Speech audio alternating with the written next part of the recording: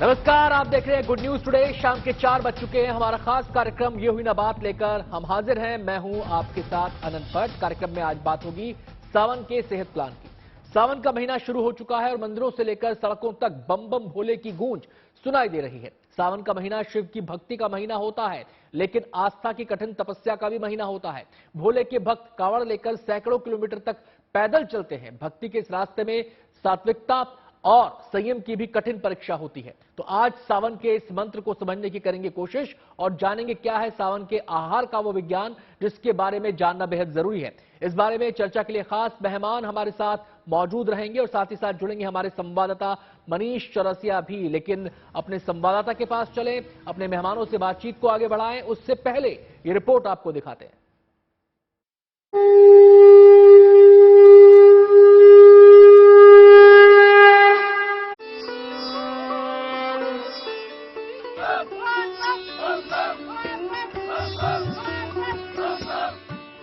ये शिव के भक्तों की साधना है, ये भोले के भक्तों की आस्था है, ये बाबा के भक्तों की तपस्या है, ये शिव के साधकों का भरोसा है। भोले बाबा की साधना का सावन ऐसा ही होता है। शिव भक्त कांवड़ यात्रा पर निकल जाते हैं। कांवड़ में जल भरकर मीलों की कठिन यात्रा तय करने के बाद भक्त बाबा भोलेनाथ पर अपनी श्रद्धा और मनोकामना का जल अर्पित करते हैं। राह में चाहे जितनी भी कठिनाई आ जाए, लेकिन शिव भक्तों का हौसला डिगता नहीं है। इस कांवड़ यात्रा को ही शिव की सबसे कठिन साधना कहा जाता है। ऐसा माना जाता है कि जो कांवर में जल ढो करके, जल भर करके ले आके भगवान शिव को अभिषेक करता है, भगवान शिव को अर्पित करता है, उसे मुक्ति का वरदान मिलता है और जीवन की कितनी भी बड़ी से बड़ी कामना हो, वो कामना पूरी हो जाती है। जितनी कठिनाई से ये यात्रा करके, जितनी पवित्रता से ये यात्रा करके आप जल भर के लाते हैं, जीवन में मुक्ति का मार्ग इतना आसान होता है, ये बात कही गई है। तीर्थ से कंधे पर गंगा जल लेकर आने और अपने घर के पास शिवलिंग पर जल को चढ़ाने की परंपरा ही कांवड़ कहलाती है। सावन का यही वो वक्त होता है जब भक्त शिव के सबसे करीब होते हैं। कांवर उठाने वाला जो व्यक्ति है, अगर वो पवित्रता का पालन करता है तो आप ये बात समझिए कि वो भगवान शिव का दूत है, भगवान शिव का अंश है। कांवर में जल होता है, उसमें शिव का वास नहीं होता, लेकिन जो कांवरिया है अगर वो पवित्रता सात्विकता का पालन करता है इस दौरान, कांवर यात्रा के दौरान, तो वो शिव का अंश होता है, वो शिव का गण माना जाता है और भगवान शिव की विशेष कृपा उसके ऊपर बनी रहती है। कांवड़ को लेकर कई पौराणिक कहानियां हैं। कुछ मान्यताएं लंकापति रावण को पहला कांवड़िया मानती हैं। कहा यह भी जाता है कि भगवान राम ने भी कांवड़िया बनकर देवघर में ज्योतिर्लिंग का अभिषेक किया था। एक कथा शिव भक्त परशुराम से जुड़ी है, जिन्होंने गढ़मुक्तेश्वर से गंगा का जल लेकर भोलेनाथ का अभिषेक किया था। देखिए, कांवर यात्रा में होता यह है कि जो कांवरिये हैं वो जल भर करके पवित्र नदी से, सामान्यतः गंगा नदी से जल भर करके ले आते हैं या पवित्र जल भर करके ले आते हैं। और कांवर के जो जल है, जिस पात्र में जल रखते हैं, उसको जमीन पर नहीं रखते, उसको अपने कंधे पर ले आते हैं और उस जल को लाके जो उनका स्थानीय शिवलिंग है या स्थानीय शिव जी का मंदिर है, वहां पर जल अर्पित करते हैं। कांवड़ यात्रा केवल शिव तक पहुंचने का मार्ग नहीं है, बल्कि ये संयम और सात्विकता की साधना भी है। इसलिए सावन को आहार से लेकर विचार तक को साधने का महीना माना जाता है। यही वजह है कि सावन में खाने पीने में संतुलन का भी बेहद ख्याल रखा जाता है। में दो तरह की दिक्कतें ज्यादा फील होती हैं, जिसमें एक वीकनेस है और दूसरा कॉन्स्टिपेशन है। वीकनेस दूर करने के लिए आप जूसेस हैं, नारियल पानी है, इस तरह की चीजें अपने डाइट में ले सकते हैं ताकि आपको नेचुरल सोडियम भी मिलता रहे। फल लीजिए, स्पेशली जो सीजनल फ्रूट्स हैं वो आप प्रेफर कर सकते हैं, उनके जूस आप ले सकते हैं। प्लस खीरा भी खा सकते हैं, बहुत सारे लोग व्रत में खीरा खाते हैं, तो आप खीरे का उपयोग भी कर सकते हैं। सावन में केवल शिव के भक्त कठिन तपस्या से नहीं गुजरते, बल्कि हमारा मन और हमारा तन भी असहज परिस्थितियों से गुजरता है। यही वजह है कि सावन में अन्न की साधना भी बेहद जरूरी हो जाती है। कोशिश करिए कि अपने पूरे दिन की दिनचर्या में 2 से 2.5 लीटर का लिक्विड इंटेक रखिए, चाहे वो किसी भी फॉर्म में हो, चाहे प्लेन पानी हो, नींबू पानी हो, नारियल पानी हो, घर के बने हुए सूप हो, छाछ हो, जलजीरा हो, ये सारी चीजों का सेवन आप कर सकते हैं। तो हाइड्रेटेड रहना बहुत जरूरी है और ये कोशिश करिए कि बाहर का ना खाएं, क्योंकि सावन शिव के जयकारों से गूंज रहा है। भोले की भक्ति में मगन कांवड़ियों की टोलियां श्रद्धा मार्ग पर निकल चुकी हैं।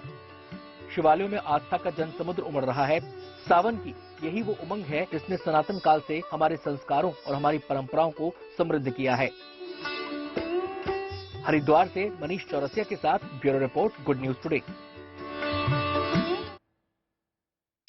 तो एक तरफ आस्था की साधना है और दूसरी तरफ सेहत का भी सवाल है। तो इन तमाम पहलुओं पर हम चर्चा करेंगे आज। बात आस्था की भी होगी और बात यह भी कि सावन के इस पूरे माह के दौरान खुद को तंदुरुस्त कैसे रखें, अपने तन और मन को शुद्ध कैसे रखें, तमाम पहलुओं पर बातचीत करेंगे। डॉक्टर सुमित्रा अग्रवाल हमारे साथ मौजूद रहेंगी जो कि ज्योतिषाचार्य हैं। इसके अलावा डॉक्टर परमेश्वर अरोड़ा भी हमारे साथ आयुर्वेदाचार्य मौजूद रहेंगे और doctor Sushila Kataria senior director internal medicine Medanta hospital से हमारे साथ जुड़ रही हैं। सभी मेहमानों का बहुत बहुत स्वागत है हमारे साथ इस चर्चा में शामिल होने के लिए। मैं सबसे पहले सुमित्रा जी का रुख करना चाहूंगा। सुमित्रा जी, सात्विकता पर पूरे सावन में जोर दिया जाता है, कहा जाता है तन के लिए भी जरूरी है, मन के लिए भी जरूरी है। इसका महत्व किस तरीके से इसको आप परिभाषित करेंगे? देखिए, मैं सबसे पहले ये बताना चाहती हूँ कि सावन एक बहुत ही पवित्र मंथ इसलिए है क्योंकि इस समय सबसे पहले अगर बोला जाए तो चतुर्मास लग जाता है। तो चतुर्मास क्या होता है? आषाढ़ शुक्ल एकादशी से शुरू होता है और ये कार्तिक शुक्ल एकादशी तक चलता है। इस समय जो भी हम शादी ब्याह और इस टाइप के जितने भी अच्छे काम होते हैं, मांगलिक काम नहीं करते। तो इस समय जितने भी लोग होते हैं, जितने भी संत महात्मा होते हैं, जितने भी धर्म से जुड़े लोग होते हैं, वो सब धार्मिक काम करते हैं। तो उनमें से एक है हमारा इस श्रावण महीने में जो हम शिव जी की जो आराधना पूजा करते हैं। हम जानते हैं कि शिव जी जिन्होंने हलाहल पी लिया था, समुद्र मंथन से जब हलाहल निकलता है उसको पी लिया था, उसी समय लोगों ने जब देखा कि सृष्टि को बचाने के लिए उन्होंने ये हलाहल पी लिया है, पर उससे उनको बहुत बेचैनी हो रही थी, बहुत जलन हो रहा था, तो क्या किया जाए? तो हमारे साथ तो यहाँ पे आयुर्वेदाचार्य है, वो बताएंगे बेलपत्र के फायदे के विषय में। तो मैं बताऊं, उस टाइम एक ऐसे ही किसी आयुर्वेदाचार्य से पूछा गया था तो उन्होंने बताया था कि बेलपत्र अगर हम पीस के उन्हें खिलाते हैं तो कुछ उन्हें शीतलता प्रदान की जा सकती है। तो उन्हें बेलपत्र उस टाइम दिया गया था और उसके साथ उन्हें जल भी दिया गया था। तो जल देने से उनके पास शीतलता आती है। हमारे कई पुराणों में कई जगह लिखा गया है कि शिव खुद ही जल तत्व है।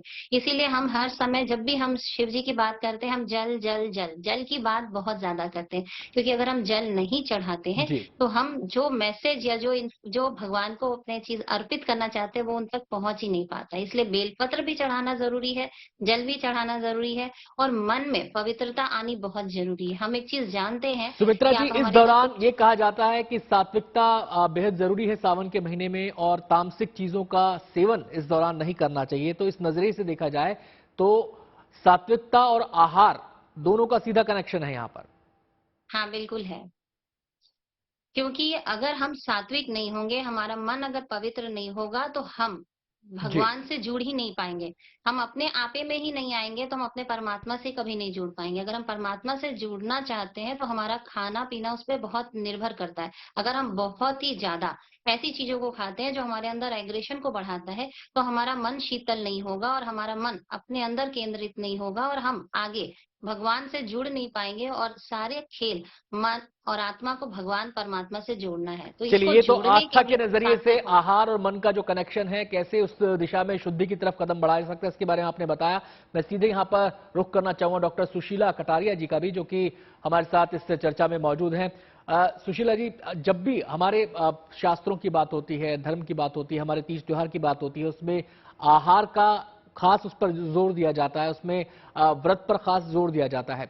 अगर हम सावन के महीने की बात करें तो इसमें कहा जाता है कि अपने आहार पर आपको विशेष ध्यान देना चाहिए। सावन के महीने में खासकर इस बरसाती सीजन में हमारा शरीर एटमॉस्फेयर के साथ, मौसम के परिवर्तन के साथ कैसे रिएक्ट करता है और कैसे उसको हमें सहेजना होगा।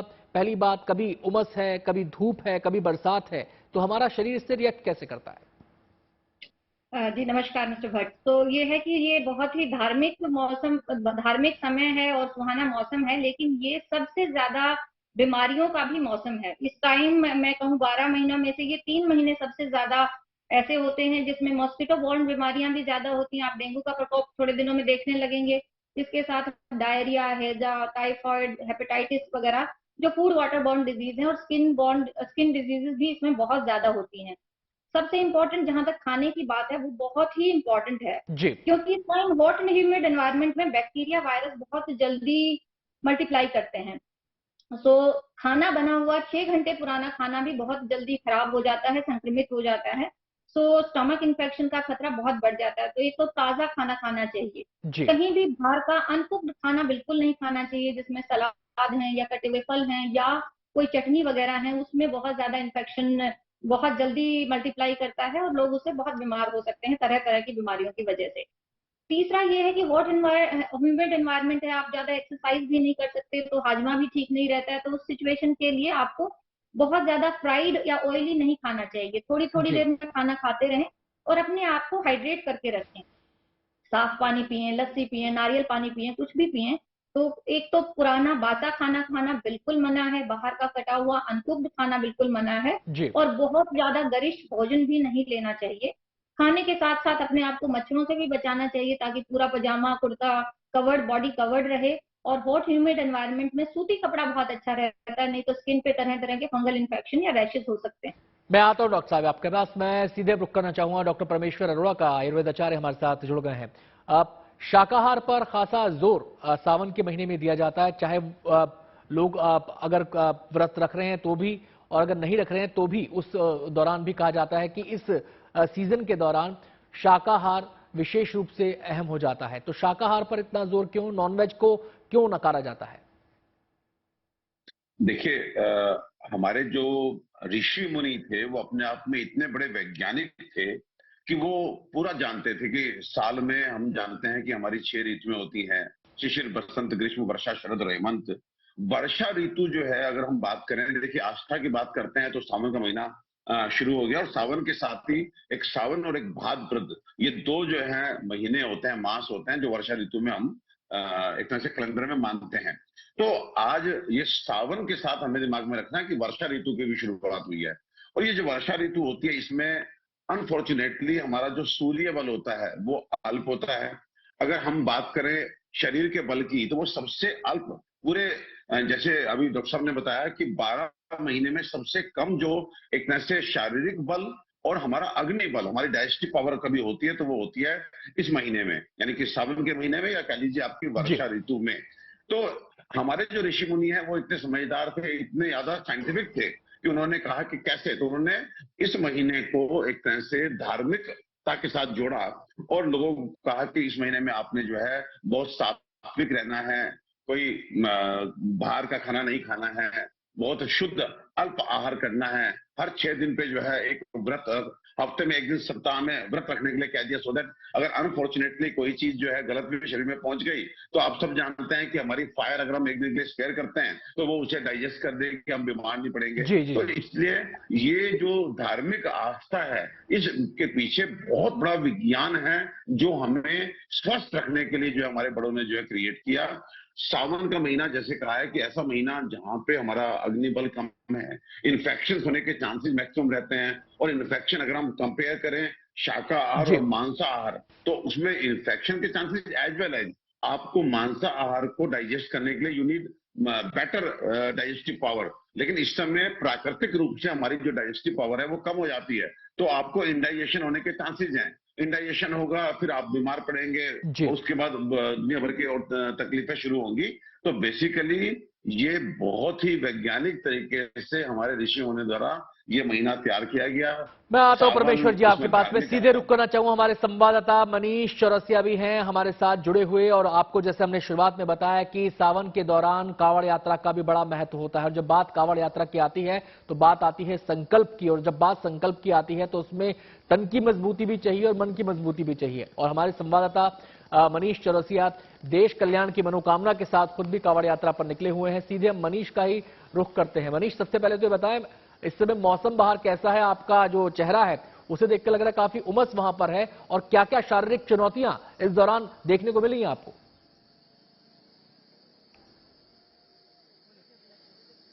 जी बिल्कुल, उमस बहुत ज्यादा है, लेकिन जब आप मन में भोले की शक्ति भरकर चलते हैं तो शायद आपको किसी चीज का एहसास नहीं होता। मुझे भी कुछ खास गर्मी का एहसास नहीं हो रहा है। हालांकि इस रास्ते पर आप देखिए, रास्ता डेडिकेटेड है कांवड़ियों के लिए।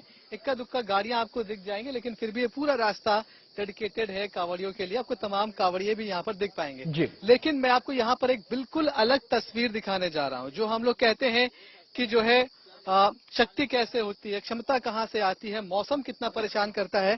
तो देखिए, ये भाई साहब हैं, दिव्यांग हैं, लेकिन फिर भी राजस्थान से ये आए हैं, हरिद्वार पहुंचकर वहां पर जल लिया है और अब वहां से वापस अपने गांव घर की तरफ जा रहे हैं। उनके साथ उनके गांव के लोग भी हैं, लेकिन इनसे पूछते हैं कि आखिर वो कौन सी शक्ति है जो इन्हें हर बार इस तरह से यहाँ लेकर आती है। क्या नाम है आपका, कहाँ से आए हैं आप?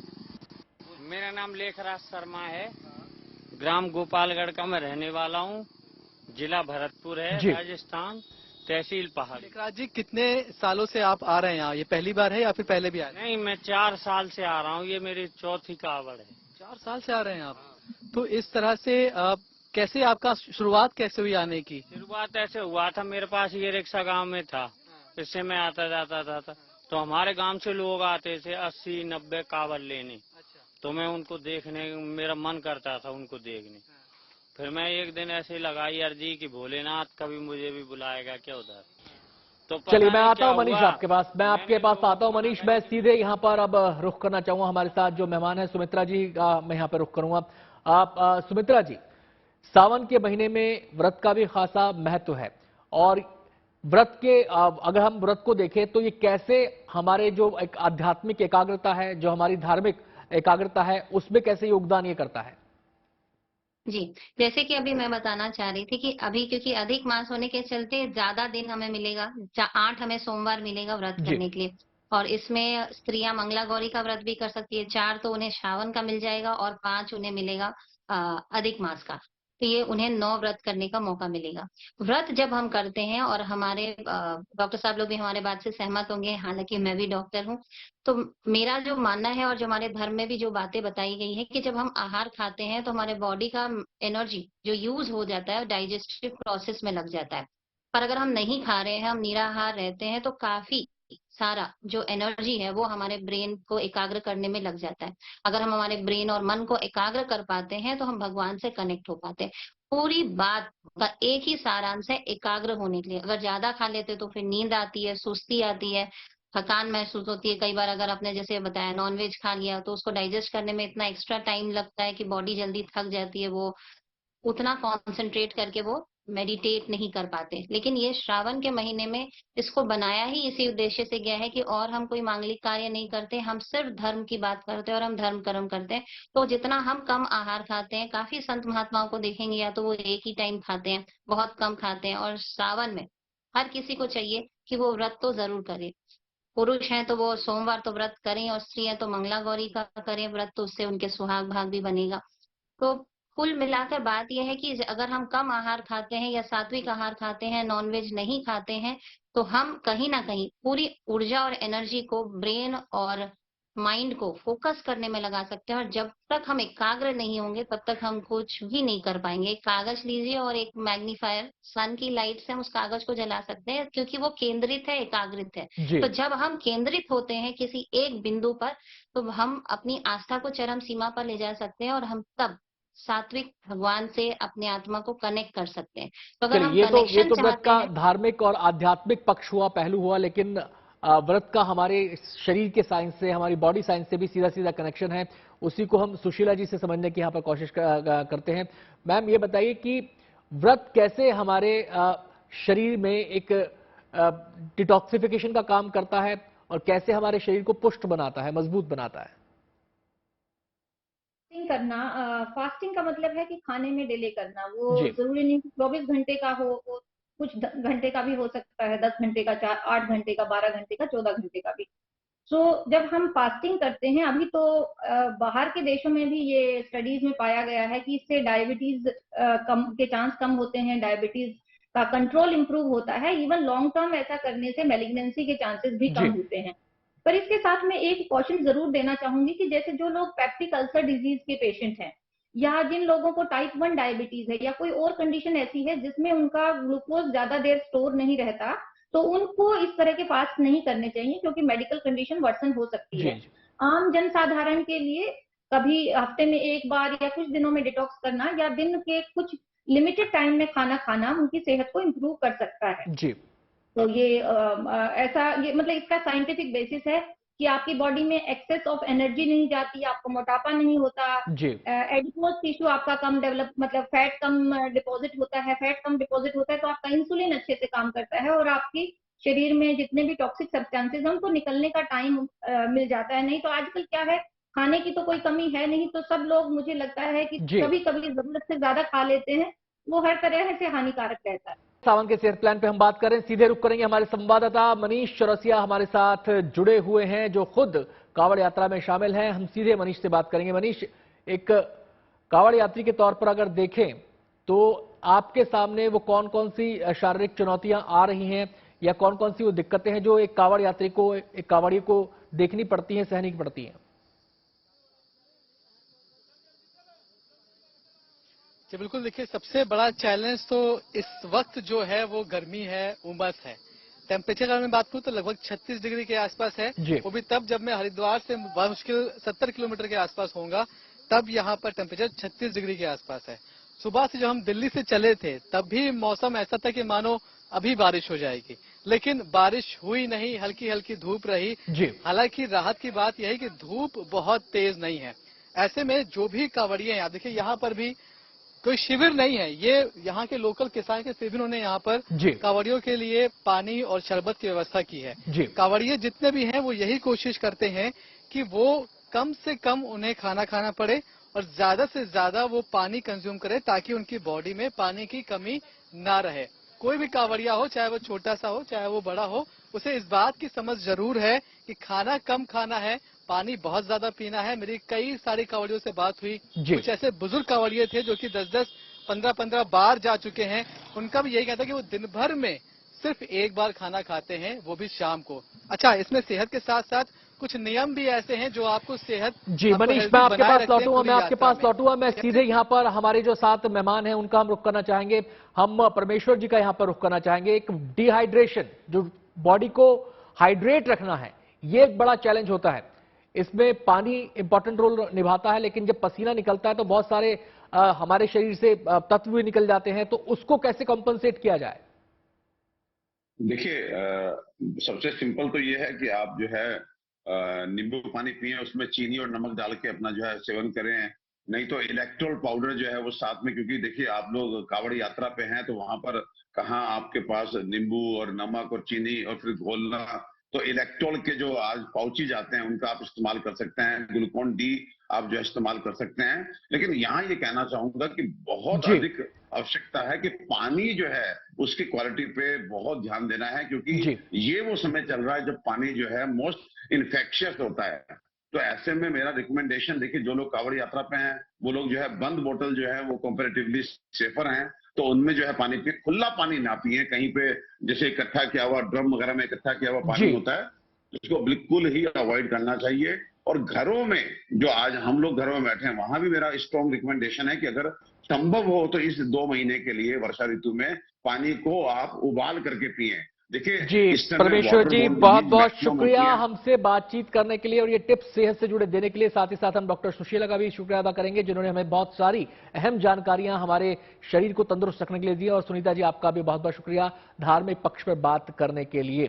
तो ये तो बात हुई सावन के सेहत प्लान की, लेकिन एक और खबर है जिस पर हम अपना रुख आगे बढ़ रहे हैं और वो खबर है दिल्ली में बागेश्वर बाबा के जो दरबार सजने वाला है उससे जुड़ी खबर। हमारी संवाददाता अनामिका हमारे साथ इस समय जुड़ गई हैं। अनामिका, हम देख पा रहे हैं जिस कलश यात्रा का जिक्र आज हो रहा था वो कलश यात्रा शुरू हो चुकी है, क्या वहां पर इस समय माहौल है और कितने लोग इसमें शामिल हुए हैं? अगर अभी हम बात करें तो ये यात्रा जो है मधु विहार से निकली थी और ये अभी उत्सव आईपी एक्सटेंशन के उत्सव मैदान तक जाती है। तस्वीरों में आप देखिए कि एक भीड़ का लंबा हुजूम है। औरतें जो है यहाँ महिलाएं भी मौजूद हैं। आप ये कलश यात्रा निकाल रही हैं? हाँ जी, इसी में सेवादार हैं हम लोग यहाँ पे। पहली बार आप बागेश्वर धाम के बाबा से मिलेंगी, कैसा लग रहा है आपको? बहुत अच्छा लग रहा है मैम। बाबा का इंतजार कर रहे हैं? बहुत इंतजार है। तो देखिए यहाँ पे जो भीड़ है उसका एक बड़ा हुजूम आपको देखने को मिलेगा। जी। अगर मैं आपको बात करूं, अभी 3 से 4 किलोमीटर की लंबी यात्रा यहाँ पे निकाली जा रही है। खूबसूरत तस्वीरें इस समय हम आपको दिल्ली से पहुंचा रहे हैं। औरतें जो है यहाँ पे इस कलश यात्रा को निकाल रही है। अनिंदिता, जो महिलाएं इस कलश यात्रा में शामिल हो रही हैं वो दिल्ली एनसीआर से ही आई हैं या फिर देश के दूसरे हिस्सों से भी यहाँ पहुंची हैं? जी देखिए, यहाँ पे जो महिलाएं हैं वो दिल्ली एनसीआर की तो है ही, पर और राज्यों से भी आई है। राजस्थान से आए हैं, यूपी से लोग आए हैं, बिहार से यहाँ पे लोग आए हैं। मैं आपसे पूछूं कहाँ से आए आप? हम लोग जोशी कॉलोनी से, बागेश्वर बाबा की जय। तो यहाँ पे अलग अलग राज्यों से महिलाएं कॉलोनी से आए बहुत सारे लोग। यहाँ पे अलग अलग महिलाएं अलग अलग राज्यों से आई हैं और सबकी यही तमन्ना है कि एक बार बाबा के दर्शन हो जाए। कहाँ से आई? जय श्री राम। हम मयूरविहार फेज 2 से रहते हैं। हमें बड़ी गौरव की बात है, बाबा जी हमारे मयूरविहार फेज 2 पटपटगंज में आए हैं। बहुत आनंद आ रहा है, बहुत आनंद आ रहा है। आप देख सकते हैं तस्वीरों में कि ढोल नगाड़े बजा के इस कलश यात्रा को निकाला जा रहा है। यहाँ पे जो महिलाएं हैं वो कलश लेके जा रही हैं। एक भव्य कलश यात्रा यहाँ पे निकाली जा रही है और अभी हम उत्सव ग्राउंड में पहुंच चुके हैं। जी, आप तस्वीरों में देख सकते हैं। जी, ये बताइए अनामिका, जिस जगह अभी आप पहुंचे हैं उत्सव ग्राउंड में आप पहुंचे हैं, क्या इस यात्रा का समापन यहीं पर होना है? क्या मुख्य आयोजन यहीं पर होना है? जी, इसका समापन जो है वो यही उत्सव ग्राउंड में होगा, क्योंकि यही इन कलशों को स्थापित किया जाएगा। इन कलश में गंगा जल भर के लाया गया है और अलग अलग जो महिलाएं हैं वो अपनी श्रद्धा से यहाँ पे कलश रखेंगी। आप देख सकते हैं कि हजारों की संख्या पे यहाँ पे महिलाएं कलश लेके आई हैं, पवित्र कलश लेके आई है। आम के पत्ते रखे गए हैं इन कलशों में, फूल सजाए गए हैं और हर किसी ने अपनी तरफ से एक योगदान देने की कोशिश की है। आप तस्वीरों में देख सकते हैं कि अभी सब के सब उत्सव मैदान में पहुंच गए, लेकिन भीड़ जो है वो खत्म होने का नाम ही नहीं ले रही है। जी, उत्सव मैदान में अनामिका, उत्सव मैदान में ये लोग कितनी देर रहेंगे? क्या यहाँ पे भी कोई आयोजन हुआ है या केवल यहाँ पर कलश यहीं पर ये उत्सव मैदान में इन कलशों को स्थापित किया जाएगा। उसके बाद आरती की जाएगी और कल से कथा का जो है शुभारंभ किया जाएगा। धीरेन्द्र कृष्ण शास्त्री जो है कल यहाँ से हनुमान कथा का वाचन करेंगे। और ये देखिए महिलाएं जो है कलश लेके यहाँ पे आ रही हैं। कहाँ से आए हो आप? दिल्ली से ही आई हो। धीरेन्द्र कृष्ण शास्त्री कल आ रहे हैं। आज भव्य कलश यात्रा निकाली गई। कितनी दूर से चल के आ रहे हैं आप? बहुत दूर से आ रहे हैं। निर्वाणा से यहाँ निर्वाणा अपार्टमेंट से। आप कहाँ से आ रहे हैं? जी बिल्कुल, ये उत्साह, ये आस्था देखते ही बनती है अनामिका। तो कलश यात्रा का समापन उत्सव ग्राउंड में होने वाला है। हमारी संवाददाता अनामिका गौर ने तमाम तस्वीरें हमें दिखाई। बहुत बहुत शुक्रिया अनामिका आपका, ये भव्य तस्वीरें हमें दिखाने के लिए। अभी वक्त हो गया एक छोटे से ब्रेक का। आप देखते रहिए गुड न्यूज टुडे।